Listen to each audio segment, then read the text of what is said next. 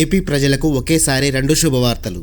చంద్రబాబు కీలక నిర్ణయం. కూటమి ప్రభుత్వం రాష్ట్ర ప్రజలకు భారీ శుభవార్త చెప్పింది. ఎన్నికల ప్రచారంలో భాగంగా ఇచ్చిన హామీల్లో రెండింటిని ఒకేసారి అమలు చేయబోతున్నట్టు తెలుస్తుంది. కూటమి ప్రభుత్వం అధికారంలోకి వచ్చిన తర్వాత ఎన్నికల్లో ఇచ్చిన హామీల అమలు దిశగా అడుగులు వేస్తుంది. సూపర్ 6 హామీల అమలుకు సంబంధించి చంద్రబాబు ప్రభుత్వం కరసత్తులు మొదలుపెట్టింది. ఎన్నికల హామీల్లో భాగంగా 4000 పెన్షన్ ఇప్పటికే అమలు చేస్తుంది. తాజాగా తల్లికి వందన మార్గదర్శకాలను కూడా విడుదల చేసింది.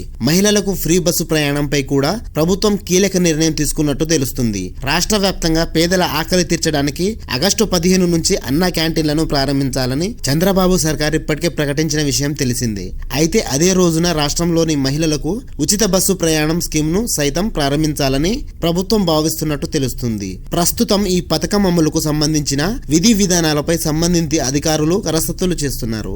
ఇప్పటికే ప్రభుత్వం ఆర్టీసీ అధికారుల నుంచి కర్ణాటక, తెలంగాణలో ఈ పథకం అమలు తీరుపైన నివేదికలు కోరారు. రోజుకు ఎంతమంది మహిళలు ప్రయాణం చేస్తున్నారో, ఎంత మేర భారం పడుతుంది, అమలులో ఎలాంటి సమస్యలు వస్తున్నాయి, ఆర్థిక సమస్యలపై అధికారులు ఇప్పటికే నివేదికలు సిద్ధం చేసినట్టు తెలుస్తుంది.